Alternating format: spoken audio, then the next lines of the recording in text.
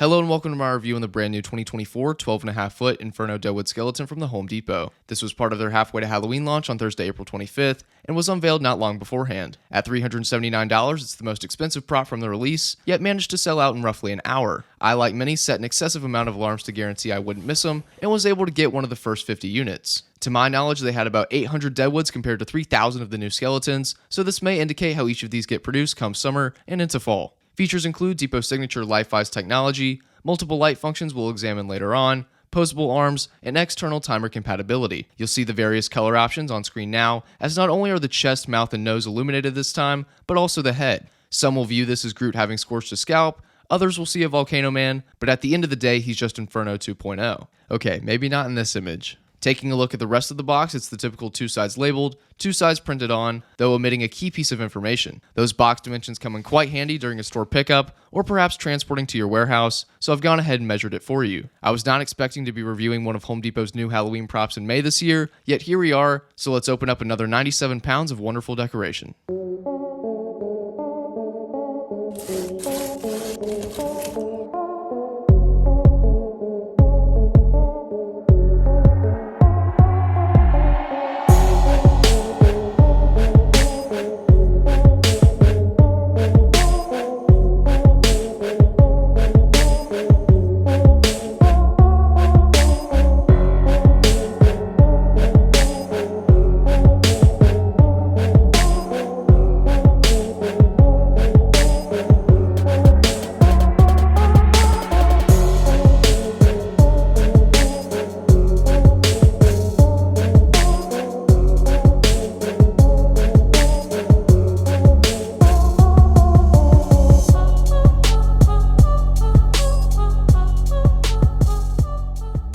Now, if you're familiar with the channel and you may have caught some of the large Home Depot prop reviews I did last year, you may have picked up on the fact that I'm missing an infamous team member, and that is because I'm on summer break from Clemson. She's at school. I wanted to get this video out as soon as possible, meaning it's just going to be me. Now, what I've always done in the past is laid everything out in chronological order just so it's easier for you guys to actually see physically what that looks like rather than me just showing you the instruction manual, which I will right now just to have both of those in the review. So you've obviously got the base. I haven't taken off any of the styrofoam or some of the plastic, warning signs or anything like that. I've left those on for now. I'll take them off before we get to the assembly process off screen. You've got your feet, your legs, the lower torso, this spine piece as well, which will go into the main chest module. Arms over there, your creepy claws, and then of course the head. So it's all spread out. The last thing I want to point out at least is the power adapter, just cause, but obviously we know that is included. So with that, I think we're ready to go. We'll get it built up and continue with the review.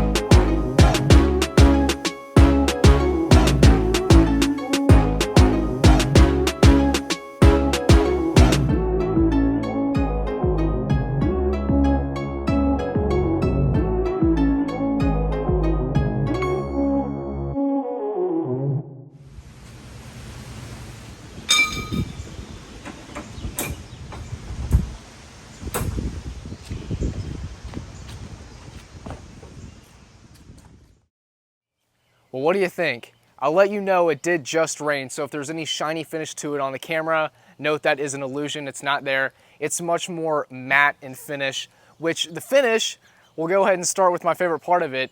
I love it. The deadwood aspect to it really gives it a creepier vibe than the Inferno pumpkin. Though, if I were to hold up a picture of the Inferno pumpkin and hold up a picture of this, I think most people would go for the pumpkin only because it speaks more to Halloween. It's a pumpkin, you know, there's no arguments about it. This is specifically a tree. There's not a whole lot you can do with it in a display other than either A, get multiple, and that's not really feasible when it's $379, or in my case where I have a specific scene that I need this for, the whole reason of why I got it, then that's a scenario where I'd say, you know what, all right, the tree would be the one to go with over the Inferno pumpkin. I am a little surprised Home Depot is selling this in their lineup when there's also a 10-foot tree that's coming out later this year.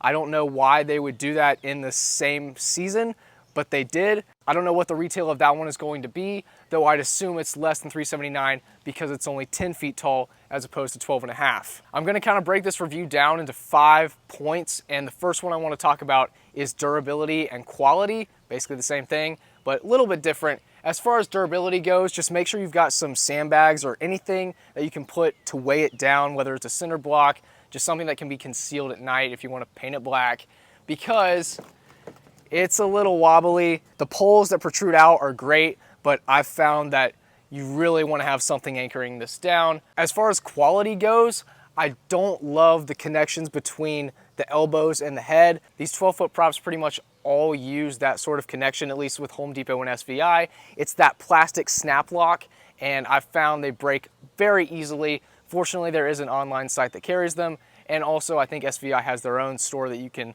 order replacements from, but that, to me, is the weakest part of it right here. The next thing I want to discuss is building time, and for me, I got this up in 30 minutes by myself. That was really easy, only because I knew exactly what I was doing. I've built this prop before, and with 2 people, the benefit to that really comes in one area, and that's the transition from when it's laying on the box to when you're putting it up.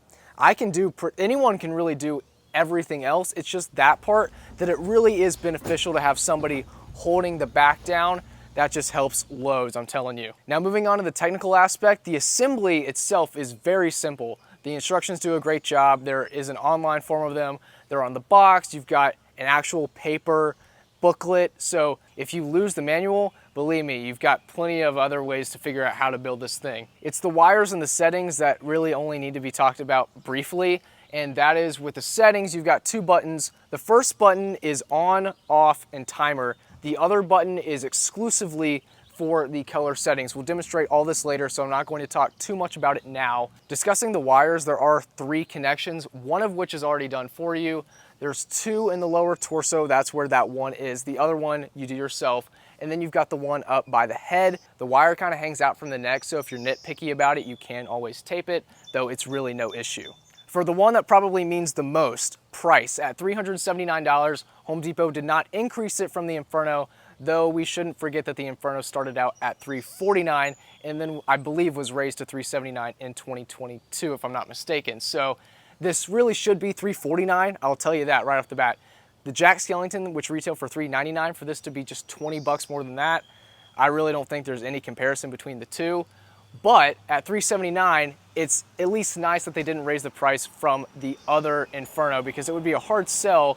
Granted, the only difference about them is the fact that this comes with some additional colors and it's a little bit darker. Other than that, it is a copy and paste with changing the head to look more like a tree. In my opinion, more of a Zabrak or dragon / dinosaur type of deal up there, but that's just my opinion. It's now time to take a look at this at night and really examine those lighting functions and see if that helps out with the retail and its worth.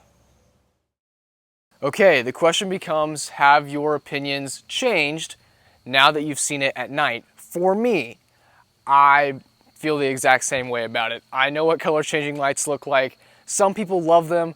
Some people can kind of take them or leave them. I'm definitely in that second group, just because I always thought color changing kind of was more towards Christmas than Halloween. And when it's implemented here, it looks good because of the black surface. But honestly, I would have been fine if they just did red or yellow, or maybe just a combination of both to get that flame effect. As soon as I walked outside, once it had gotten completely dark, there was one thing I noticed about it over anything else. Like, it jumped out to me. And that is the chest, the mouth, and the scalp. One of them is much brighter than the other two. That would be the mouth. I don't know if it's the light that's closer to it, if it's got the reflectiveness. You can tell by looking, there's kind of this sparkle to it, and also in the nose, but it's much brighter than the chest and the top of the head. I don't mind the inconsistency, I don't love it, but I thought, for one, it was worth mentioning, and two, it's okay, it's easy to live with. Another big topic point when it comes to this at night is the fact that about 20% of it is actually lit up and you kind of lose the rest or the majority. So I've gone ahead, put a spotlight out here, way too bright for a typical hunt, but you're not going to be able to lose any details, that's for sure. Obviously, this is way too much light. You lose the creepy vibe. Otherwise, this is better to not have anything at all going. But for the review, I figured I'd light the hell out of it. I've also got the backlight here, which is nice. That's just for the review. This is not how it will look in the display at all, but I figured for a video setting, it'd be nice. When it comes time to display him, I would do a happy medium of a spotlight, probably a red. I think that'd look really good. Or if you want to do a white light, just make sure it's dim. If you're somebody who doesn't want to lose any details day or night, then I can understand the bright spotlight. It does create some pretty cool shadows, though I really think just some soft light to allude to the details of our Inferno is going to be the best bet. And that's going to do it for my review on the 12.5 foot Deadwood Inferno skeleton from Home Depot. I hope you guys enjoyed. I hope you found it helpful. And until next time, I'll see you later. Peace out. Bye.